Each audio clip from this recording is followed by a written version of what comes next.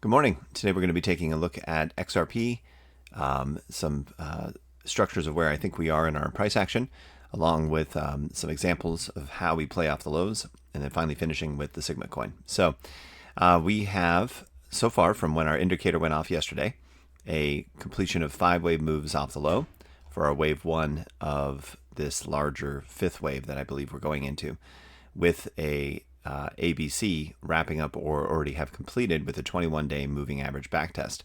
Additionally, I'd like to point out with this fib that we have here on these random fib lines, you can see how reactive it was. So we hit the fib here, backtested down there to that fib, hit it again, backtested, broke out, rejected, backtested, found resistance all the way under, and now have backtested the 21-day moving average, and we're working to grind back above this fib for support. So be looking for a reclaim of 246.5.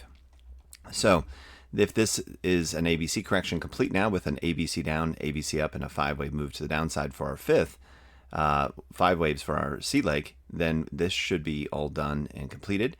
And we kind of did a mid-range back test, which is normal right here, this 21-day moving average. So expectations are that this continues onward and we can start seeing some higher price actions, but we got a lot of resistance up above that we have to fight through. So now zooming out, this is a structure that's coming off of a completion of a wave 3 down for the flat, a 5-wave move to the upside, and then again another 5th wave for the flat. So now we're all done with the flat is the count that I'm expecting, and then we have a 5-wave move to the upside to complete wave 1, and we'll then have a wave 2 backtest that will ultimately work off of. So now something interesting I noted last night, I was looking over at the ICP chart on the shorter time frames, and you can see a similar potential of what I expect to play out for XRP. So imagine that this is a breakdown of the wave 3, 4, and then we go into our 5th wave breakdown. So here is the 3, 4, and our 5th wave breakdown, right, for the flat that ICP ended up doing. So it ended up coming down to a flat. Then we complete a 1, 2, 3, 4, and a 5th wave that chops its way up all the way to the top of the range. And we can imagine that we're like right here right now, getting ready to move to the next level. Okay, completing the 5th back up into the supply that we had here on the level, back up into the supply that we had here on wave 4, just like what we're doing here on this wave 4 before the 5th wave came in. Then from there, we have a full take back with a large ABC to the downside that takes back the entire range just about, but with a higher low. So that would mean that we would come all the way up, swing all the way back down, and have a full take back of the range with a higher low. Ultimately then resulting in the completion of our first ABC. And then this ABC actually can get drawn out. So you can do an ABC and then another ABC to the upside, where this is either considered a new, this is the 5 waves. So then we go 5 waves up again. Then we come back down for another ABC. And that would be our wave 3 and 4 before we get ready to break out.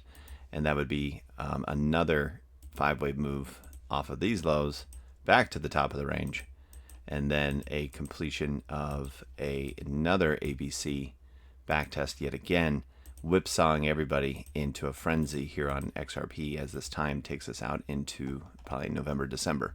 So the importance of taking profits at the top of the range is going to be high, and stop losses for levels, and then going back in and correcting after we complete this wave 1 would be very similar to how we would expect this price action to play here on ICP. Again, getting underneath, but not quite all the way up to the top of the range here. A breakdown, another move back up to the top of the range, a breakdown, and now we're going to see, can we get ICP to break out from here after completing an ABC? Actually looks like it's a, there you go. It's like a WXY. So anyway, so that's the expectation that I have for XRP going forward. So the good news is as we move into the shorter time frames, we can see we're fighting right up back underneath that level there. So with alerts taking off, that's telling us we're probably moving up to the next leg. So definitely going to be a pretty choppy move to the upside, especially if we model ICP here.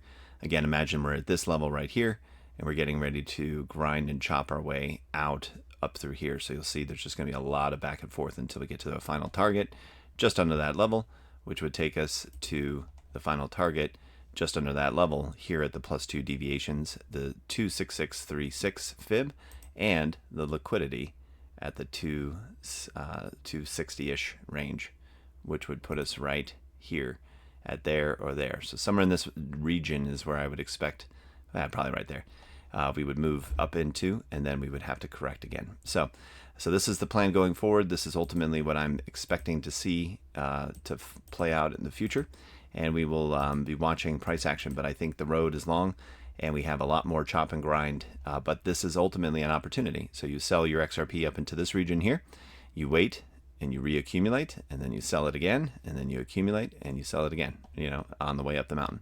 So hopefully that's helpful this morning on what I'm looking at. And oh yes, Sigma. So Sigma coin is doing well as also. So now what we would expect, that if XRP is having all this chop and grind, our next move would actually take us swinging upward and get us up into a region where we actually start setting another higher high off of these lows.